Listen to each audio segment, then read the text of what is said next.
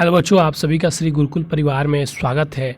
और आज हम बात करने वाले हैं क्लास 12th के इंग्लिश के फर्स्ट चैप्टर के इंग्लिश टू हिंदी ट्रांसलेशन, यानी वर्ड टू वर्ड हम आपको यहाँ पर समझाएंगे paragraph by paragraph. The last lesson. Author कौन थे? अल्फोंसे डिडिट। अल्फोंसे डिडिट अर्थर थे। ठीक है, यहाँ से पैराग्राफ हमारा स्टार्ट होता है। इसका हमने जो समरी है वो पहले ही आपको बता दिया था। तो ये समरी, ये कहानी किस पर डिपेंड है, ये समरी में बताई गई थी। तो यहाँ से मैं डायरेक्ट आपको पैराग्राफ टू पैराग्राफ एक्सप्लेन करता हूँ, जिससे कि आपको क्वेश्चन आंसर लिखने में मदद मिलेगी। I started for school very late that morning and was in great dreading for a scolding. I started for school very late. वो कहता है कि मैं उस दिन स्कूल जाने के लिए बहुत देरी से तैयार हुआ। एंड वॉज, और मुझे उस दिन डांट खाने का डर था। बिकॉज, क्योंकि mister Hamel had said that he would question us on participle. क्योंकि उस दिन मिस्टर हैमेल ने हमें क्वेश्चन दिया था, वो हमें क्वेश्चन दिए थे पार्टिसिपल के बारे में, और हमसे पार्टिसिपल के बारे में पूछने वाले थे। I did not know the first word about them। और मुझे पार्टिसिपल के पहले अक्षर के बारे में भी पता नहीं था। From a moment, कुछ देर के लिए, I thought, मैंने सोचा, of running away and spending the day out of door। मैंने सोचा क्यों ना मैं कहीं चला जाऊं और पूरा दिन वहीं व्यतीत कर दूं, जिसे हम लोग बंक मारना कहते हैं। It was so warm. दिन बहुत ही गर्म था। सो ब्राइट, बहुत चमकीला था। द बर्ड्स वर सिर्पिंग, जो पंछियाँ थी वो चहचहा रही थी। एट द एजिड ऑफ वुड, मतलब वुड की डाली पर बैठकर चहचहा रही थी। And in the open field back of the sawmill. ठीक है, और जो आरा मशीन थी उसके पीछे फील्ड में पर्शियन सोल्जर वर ड्रिलिंग। जो पर्शियन सोल्जर थे वो अपना फ्लैग मार्च कर रहे थे, यानी कि परेड कर रहे थे। It was all much more tempting than the rule of the participle. ये सारे पार्टिसिपल के रूल से बहुत ही ज़्यादा आकर्षक और प्रिय लग रहे थे। But I had strength to resist and hurried off to school. लेकिन मैंने अपने इस जो ये प्रिय चीज़ें उसे दिखाई दे रही थी, जो पार्टिसिपल के रूल से जो चीज़ें उसे अच्छी लग रही थी, उसे देखना उसने बंद किया। उस भावना को उसने वहाँ पर दबा दिया और वो तुरंत स्कूल के लिए जल्दी बढ़ने लगा। When I passed the town hall, there was a crowd in the front of bulletin board। जब मैं टाउन हॉल के पास से गुजर रहा था तो मैंने देखा जो बुलेटिन बोर्ड था वहाँ पर बहुत ही ज़्यादा भीड़ लगी हुई थी। फॉर द लास्ट 2 ईयर, पिछले 2 सालों से, all our bad news had come from there. जितनी भी the last of battles and draft the order of commanding officer, and I thought to myself without stopping, what can be matter now। तो जितनी भी, जब वो town hall के पास से गुजर रहा था तो उसने बहुत भीड़ देखी। In front of bulletin board, यानी कि जो सूचना बोर्ड थी उसके पास। फॉर द पिछले 2 सालों से जितनी भी बैड न्यूज़, यानी कि बुरी खबरें थी, कम देयर, वो उसी पर आती थी। द लॉस्ट बैटल्स, जो युद्ध की खबरें होती थी, जो युद्ध की हार की या युद्ध की खबरें होती थी। The draft orders of commanding officer, और जो कमांडिंग ऑफिसर की ऑर्डर हुआ करती थी। And I thought to myself, फिर मैंने सोचा, without stopping, what can be matter now, कि क्या मैटर है, क्या बात है। बिना रुके मैंने ये सोचा कि क्या बात है। चलिए अब चलते हैं हम नेक्स्ट पेज की ओर। Then as I hurried by as fast as could I go. फिर मैंने जल्दी से चलना प्रारंभ किया, जितना तेज मैं चल सकता था। The blacksmith Wachter who was there with his appreciate reading and bulletin called after me. फिर वहाँ पे जो ब्लैक स्मिथ यानी कि जो लोहार था, जो उस बुलेटिन को पढ़ रहा था, जो वहाँ पर था और उस बुलेटिन को पढ़ रहा था, उसने मुझे कहा, मुझे बुलाया, मुझसे कहा, डोंट गो सो फास्ट बब, इतनी तेज मत जाओ, तुम आराम से जाओ, you will get to our school in plenty of time, तुम समय रहते स्कूल पहुंच जाओगे, तुम समय रहते स्कूल पहुंच जाओगे. I thought he was making fun of me, वो मेरे साथ, मैंने सोचा कि वो मेरे साथ मजाक कर रहा है. And reached Mr Hamel little garden all out of his breath, वो मेरे साथ मजाक कर रहा है. मैं रीच्ड मिस्टर हैमल यानी कि जो उसके टीचर थे मिस्टर हैमल के पास, little garden out of breath, वो मिस्टर हैमल के पास पहुंचना चाहता था और वो लगा कि उसके साथ वो मजाक कर रहा है. Usually when school began there was a great bustle which could heard out of in street. जब स्कूल खुलती थी, प्रतिदिन रोजाना जैसे स्कूल खुलती थी, स्कूल स्टार्ट होती थी, बहुत शोर हुआ करता था, ग्रेट बस्टल, बहुत शोरगुल हुआ करता था और वो सड़क तक सुनाई देता था, यानी कि कॉलोनी तक सुनाई देता था. The opening and the closing of the desk, desk की आवाज़ें, लेसन रिपीटेड इन यूजन, और जो लेसन की रिपीट, जो पाठ पढ़ाए जाते थे वो very loud with our hands over our ears understand better, और इतना तेज था, इतना लाउड था कि हमें अपनी कानों पर हाथ रखने रहते थे बेटर रहने के लिए, एंड मतलब बेटर फील करने के लिए. And the teacher great rule rapping on the table, और टीचर टेबल पीटते रहा करते थे. But now it was also still, लेकिन उस दिन ऐसा कुछ नहीं था, सारी चीज़ें शांत थी.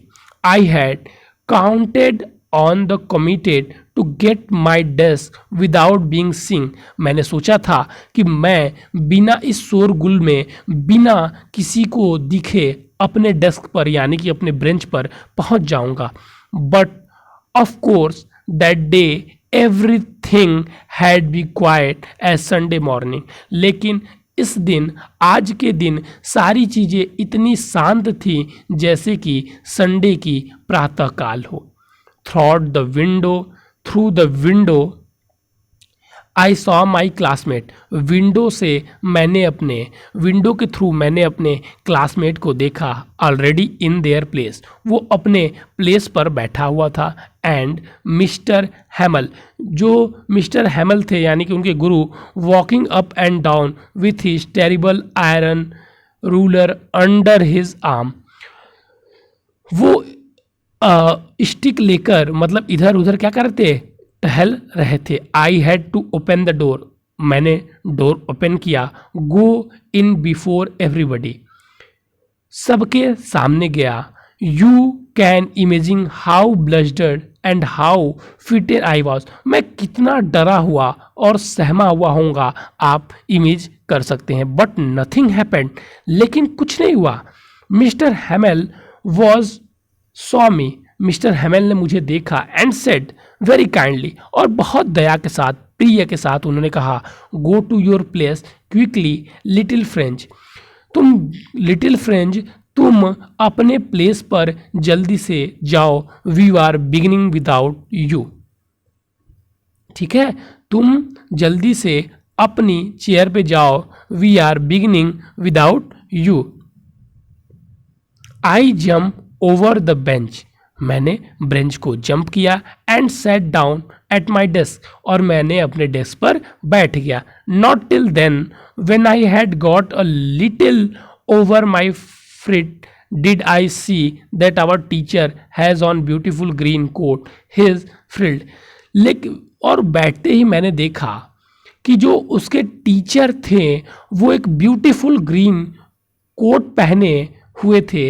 And his frilled shirt and the little black silk cap, और वो एक अच्छी शर्ट पहने हुए थे और एक लिटिल ब्लैक कैप, सिल्क की ब्लैक कैप थी. All embroidered that he never wore except on expectation and prize day, वो ऐसे कपड़े जो प्राइज वितरण दे हुआ करता था या कोई समारोह हुआ करता था उसी में पहना करते थे। Beside the whole school seemed so strange and solemn, और वो इस पूरे स्कूल के लिए ही क्या था, बहुत ही स्ट्रेंज था, मतलब बहुत ही आश्चर्यजनक था। ठीक है, पूरे स्कूल के लिए क्या था, पूरे स्कूल के लिए बहुत आश्चर्यजनक था। चलिए अब हम यहाँ तक पढ़ लिए थे, प्राइज अब आगे देखते हैं।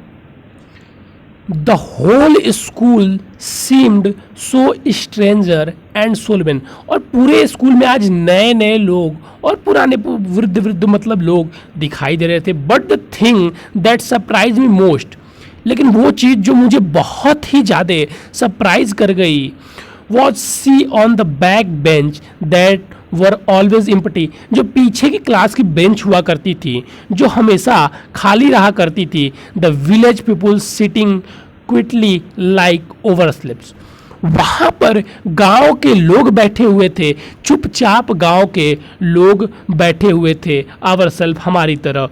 ओल्ड हर्षर, जो बूढ़े हर्षर थे, with his 3 cornered hat, the former mayor post master and several other beside. अब इसका मतलब जो फॉरम पोस्ट मास्टर, इसका मतलब जो वर्णमाला की किताब हुआ करती थी, तो जो ओल्ड हर्षल थे वो वर्णमाला की छोटे बच्चों वाली किताब लेकर बैठे हुए थे। एवरीबडी लुक्ड सैड, सभी उदास दिखाई दे रहे थे। And Harshal had brought and old primer, और हर्षल वर्णमाला की पुरानी किताबें लेकर बैठे हुए थे।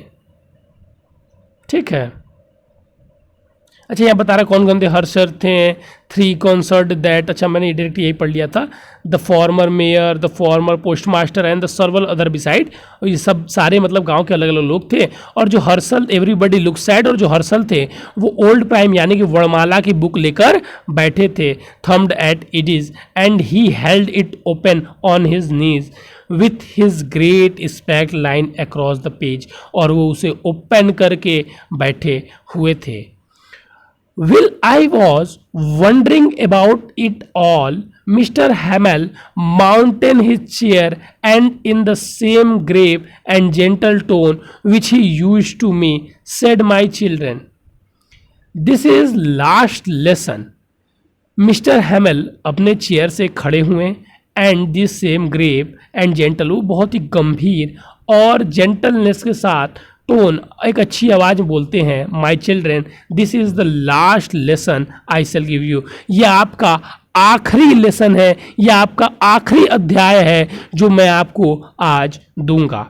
The order has come from Berlin to teach only German in the school of Alsace and Lorraine, जो अब बर्लिन से ये आदेश आया था कि अब बस सारी स्कूलों में जो एलेक्सेस और लोरियन के स्कूल है वहाँ बस जर्मन लैंग्वेज ही पढ़ाई जाएगी। The new master comes tomorrow, this is your last French lesson, I want you to very attentive, मैं ये आपका जो कल नए मास्टर आएंगे अध्यापक, वो आपको जर्मन लैंग्वेज पढ़ाएंगे। दिस इज़ योर लास्ट, ये आपकी फ्रेंच लैंग्वेज की लास्ट लेसन है। I want to you to be very attentive, मैं आपसे कहता हूँ मैं आप लोगों को आज बहुत ही अटेंटिव यानी कि बहुत ही मोटिवेटेड और जोशपूर्व देखना चाहता हूँ।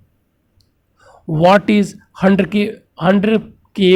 क्लेपल दिस वर्ड टू मी, ये वर्ड मुझे कितने भाव जगा देना, यह शब्द मुझे कितने भाव जगा रहे थे। Oh the watchers and was they had put up at town hall, my last French lesson, why I hardly knew how to write, I should never learn any more, I must stop there then, oh how sorry I was not learning my lesson. अब वो सोचने लगता है अपने lesson के बारे में, माई last French lesson, उसे आश्चर्य हुआ क्या ये मेरा लास्ट फ्रेंच लेसन है। Why hardly knew how to write, मैं बहुत मुश्किल से सीख पाया हूँ इसे लिखना। I should never learn any more, और मैं अभी तक उससे ज़्यादा नहीं सीख पाया हूँ। I must stop there then, oh oh sorry I was for not learning my lesson.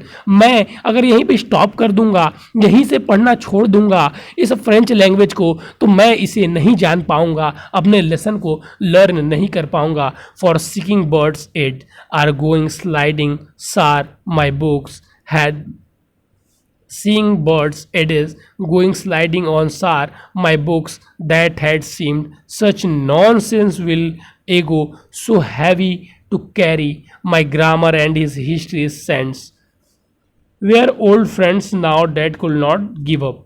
अब वो सोचने लगा अपनी पुस्तक से, जो पुस्तक का लेसन उसे आता नहीं था, वो अपने उस लेसन के बारे में, उस बुक के बारे में, जो बुक उसे एक दुश्मन के समान लगती थी, अब उसे वह एकदम प्रिय लगने लगी थी, उसे एकदम वो प्रिय लगने लगी थी। Mister Hamel to the idea that he was going away that I should never see him again. क्या आपको कोई आइडिया है? Mister Hamel to the idea that he was going away, कि मिस्टर हैमल जब चले जाएंगे, that should never see him again, क्या हम उसे दोबारा नहीं देख पाएंगे। Made me forget all about his rule and how crank he was. और मैं मेड मी फॉरगेट, और मैं ये सारी चीज़ें मुझे भूलने पे मजबूर कर रहा था। उनके रूल जो स्कूल में, मतलब उनके जो सख्त व्यवहार थे, उन्हें सारे भूलने पे मजबूर कर रहा था। Poor man, it was honor of this last lesson that he had put off his fine Sunday cloth and now understood। अब मुझे ये समझ में आ गया था कि why, कि वो इतने अच्छे क्लॉथ्स पहनकर, और ये जो दिन था ये संडे की तरह क्यों लग रही थी, अब ये सारी चीज़ें मुझे समझ में आ रही थी। Why the old man of the village were sitting there in the back of the room, कि क्यों जो गांव के वृद्ध व्यक्ति हैं वो कमरे में, क्लासरूम में पीछे बैठे हुए हैं। It was because they were sorry too that they had not gone to school more, क्योंकि अब वो अपने लिए बुरा फील कर रहे थे कि वो अब और स्कूल में जाकर फ्रेंच लैंग्वेज नहीं सीख पाएंगे। It was there a way of thanking our master for his 40-year faithful service and showing his respect of our country and there no more।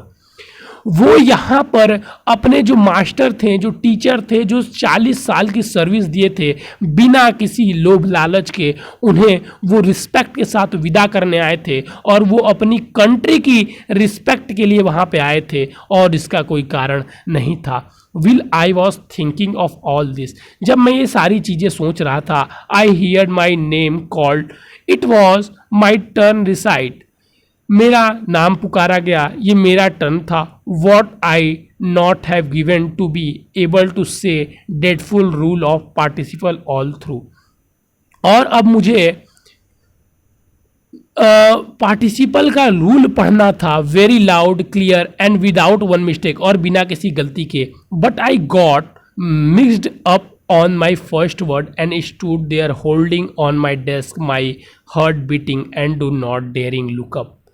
अब क्योंकि मैं पढ़ा हुआ तो था नहीं, वो पढ़ा हुआ तो था नहीं, तो अपने ब्रेंच पर खड़ा हो गया और बिना कुछ बोले और नीचे की ओर देखता रहा। आई हियर्ड मिस्टर हैमल से टू मी, मिस्टर हैमल कहा, I want not scold you little French, you must feel bad enough. तुम खुद बुरा फील कर रहे हो, अब मुझे तुम्हें कुछ बोलने की आवश्यकता नहीं है। See how it is every day we have said ourselves, bah I have plenty of time, I will learn tomorrow. मैं प्रतिदिन हम अपने आप से कहते रहते हैं कि अभी हमारे पास समय है, इसे हम कल पढ़ लेंगे। And now you see where we have come out, और तुम देखो हम कहाँ पर आ चुके हैं। Ah that the great trouble with Alaska, see put off learning till tomorrow, और कल से हमें जर्मन पढ़ना है, हमें इसे नहीं पढ़ना है। Now those fellows out there will have the right to say to you how it is you printed to be Frenchman and yet you can neither speak nor write your own language। और अब तुम अपनी language बोल पढ़ और लिख नहीं पाओगे, तुम्हारा ये अधिकार तुमसे छिन जाएगा। बट यू आर नॉट वरिस्ट, लेकिन तुम चिंता मत करो, दुखी मत हो। Poor little French, you we have all a great deal to reproach ourselves with. Your parents were not anxious enough to have you learn these, preferred to put your work of farm at mills, so have a little more money. अब कहते हैं कि इसमें चिंता करने की ज़रूरत थी पेरेंट्स को भी, जिनका ये काम था कि हमें ये लैंग्वेज सिखाएं, जो कुछ लिटिल मनी के लिए कहाँ चले जाते हैं, have a little money, farm पे चले जाते हैं। And I have been blame also, मैं उन्हें भी अपने आप को भी ब्लेम करता हूँ। Have I not often sent you to water my flowers inside it to my learning lesson, कि मैं अपनी लर्निंग लेसन तुमको समझा नहीं सका। And when I wanted to go finish did I did not just give you a holiday. Then from one thing to another thing, Mr. Hamel went to talk of the French language, saying that it was the most beautiful. और एक दो तीन चीज़ें बात करते हुए mister हैमल ने कहा कि फ्रेंच लैंग्वेज से अच्छी कोई लैंग्वेज नहीं। The language in the world, ये सारी दुनिया में सबसे अच्छी लैंग्वेज है, बेस्ट लैंग्वेज है, ब्यूटीफुल लैंग्वेज है, सबसे सुंदर लैंग्वेज है। द क्लियरेस्ट, सबसे शुद्ध है, सबसे साफ है। द मोस्ट लॉजिकल, सबसे ज़्यादा तर्क सिद्धि है, तर्क करने वाली लैंग्वेज है। That we must guard it among us and never forget, जिसके कारण हम इसे कभी नहीं भूलेंगे। It is because when a people are enslaved as long as they hold fast to their language, it is if they had key of their prison, then he open the grammar. ठीक है, fast their language they are had key to the prison, then he had open the grammar and read our lesson. फिर उन्होंने grammar की book खोली और अपने lesson पढ़ने लगे। I was amaze to see how well I understood it, और मैं अमेज था, मतलब आश्चर्यचकित था यह देख कर कि मैं कैसे चीज़ें वो समझ पा रहा था। All he said seemed so easy, I think too that I had never listened so carefully. और मुझे वो जो भी चीज़ें बता रहे थे मुझे बहुत आसान लग रही थी, तो मैंने सोचा कि मैंने इन्हें कभी ध्यान से सुना ही नहीं होगा। And that he had never explained everything with so much patience. It seemed, और उन्होंने कुछ भी एक्सप्लेन इतने पेशेंस के साथ मैंने कोई भी एक्सप्लेनेशन नहीं सुना होगा। और उन्होंने न किया होगा। It seem almost as if poor man wanted to give us all he knew before going away and to put all into our head one stroke. और मेरे पास देने के लिए तो कुछ नहीं है, लेकिन जो भी चीज़ें हैं जो भी चीज़ें मैं जानता हूँ, जाने से पहले वो सारी चीज़ें आप सभी को एक ही स्ट्रोक में देकर जाऊँगा। After the grammar, we had a lesson in writing. That day, Mr. Hamel had new copies for us, written beautiful round hand. और आफ्टर ग्रामर के बाद हम लोगों ने एक लेसन राइटिंग किया, और उस दिन मिस्टर हैमल एक न्यू कॉपी लेके आए थे, मेरी न्यू कॉपी फॉर अस, हमारे लिए, और हमारे लिए न्यू कॉपी लेकर आए थे, writing in beautiful right hand, France एलेस they looked, और उस पर लिखा हुआ था फ्रांस एलेंस, फ्रांस मतलब जो वहाँ की वो भाषा है उस प्रकार जो ये अक्षर होते हैं लिखा होता है, जैसे हमारे क होते हैं। They looked like little flag floating everywhere in the schoolroom, hung from the rod at the top of the desk. You ought have seen how everyone set to work. और सभी अपने डेस्क पर स्कूल रूम के हंग flags floating मतलब झंडा अपना फहरा रहे थे। And how quit it was, और सभी कितने शांत थे। The only sound was scratching of the pens over the paper, बस जो कॉपी पर पेन लिखने की आवाज आती है बस वही आवाज आ रही थी. One some beetles flew in but nobody paid attention to them. कभी कभी कुछ बैटल्स फ्लू की आवाजें आती थी लेकिन कोई उस पर ध्यान नहीं देता था. Not even the listen once, littlest ones who work right on the tracking their fish hooks.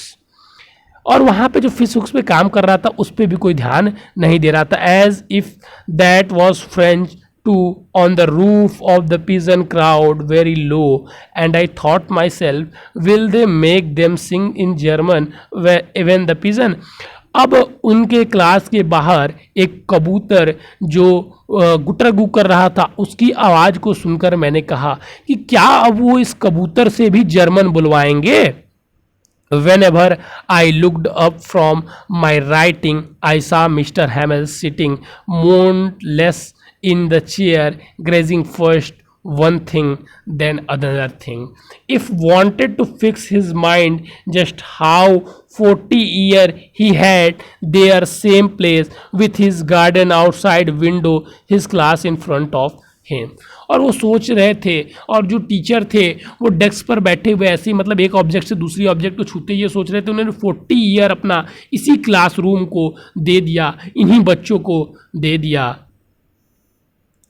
Just like that only the desk bench had been one smooth, the wantless tree, the garden, और सारी चीज़ें bench, school, desk के बारे में, bench के बारे में और वाटर ट्री जो थे गार्डन में उनके बारे में, taller and Hopen that had planted himself twined about the windows of the roof windows, जितनी भी मतलब सारी चीज़ें थी. It must have broken heart to leave a poor man to hear his sister moving about in room ever packing their trunks off the leaf of the counter next day. अब जैसे वो उनका जो कमरा था जो क्लासरूम के बाहर था, ठीक है, तो उस कमरे के पेड़ वृक्ष और जो बाहर के गार्डन थे उसके पेड़ वृक्ष, क्लासरूम की सीट ब्रेंच, वो सारी चीज़ें उन्हें अब याद आ रही थी. और तभी उनके कमरे में उनकी जो सिस्टर थी वो अपना दूसरे देश जाने के लिए, नेक्स्ट डे जो दूसरी कंट्री जाने वाली थी उसके लिए वो सामान पैक कर रही थी. But he had courage to hear every lesson to very fast. और लेकिन उन्होंने करेज किया सारे लेसन को सुनने के लिए very fast. After the writing लिखने के बाद ही had a lesson in history, उन्होंने एक हिस्ट्री में लेसन पढ़ा. And then bibles change their by मतलब ABCD जो होता है वही सब उनका शब्द है फ्रेंच में. Down there at black of room old Husser had put on his head spectacles, holding a prime in both hands, splending the letter with them. You will see too was crying in voice of tremble, emotional, funny to hear him that all wanted to laugh and cry. How well remember it was the last lesson. अब सभी इस last lesson को लेकर सभी emotional हो गए थे. जो भी क्लास में जो बूढ़े व्यक्ति थे वो भी, जो बड़े लोग थे वो भी, जो ये लास्ट लेसन पढ़ रहे थे वो अपने हाथों को अपनी ठुड्डी यानी कि अपने चेहरे के ऊपर जैसे लोग उदास रहते हैं नहीं रख लेते हैं, रख के बैठे हुए थे. All at once clocks struck 12, then the Angelus at the same moment the trumpets of the Prussian. और जैसे ही मतलब जो घंटी थी, जो गिरजाघर की घंटी थी वो बजी और हमारा क्या हुआ, लंच टाइम हो गया और प्रार्थना हुई eight the same moment TRIMS, और प्रार्थना हुई और उसके तुरंत बाद ही जो पर्शियन रिटर्निंग फ्रॉम ट्रेबल और जो मार्च करके आ रहे थे उनका जो साउंड था, उनकी आने का आवाज़, उनकी बैंड का आवाज़ अंडर आवर विंडोज हमारी खिड़कियों से आ रहा था. मिस्टर हैमल स्टूड अप, मिस्टर हैमल यानी कि हमारे टीचर खड़े हुए, very pail on his chair. I never saw him look so tall, और मैंने आज तक उन्हें इतना लंबा नहीं देखा था. जब मतलब उसके कहने का मतलब है बच्चे ने उसे ऐसे नहीं देखा था. My friends said he but something choked him, he could not go on. Then the turn to blackboard, वो जाना चाहते थे लेकिन नहीं गए और उन्होंने टर्न टू ब्लैक बोर्ड की तरफ मुड़े. टुक द पीस ऑफ वही चौक लिखा हुआ है, and bring on with all his might wrote the large he could vive la France. और उन्होंने बड़े बड़े अक्षरों से जितना बड़ा वो लिख सकते थे उन्होंने लिखा कि फ्रांस अमर है। जो फ्रांस है वो फ्रांस अमर है, सिद्ध है।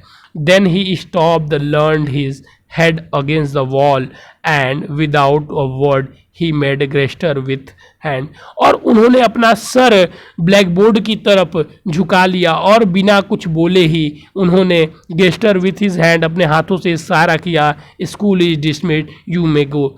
स्कूल की क्लास आज ख़त्म हुई, अब आप सभी जा सकते हैं।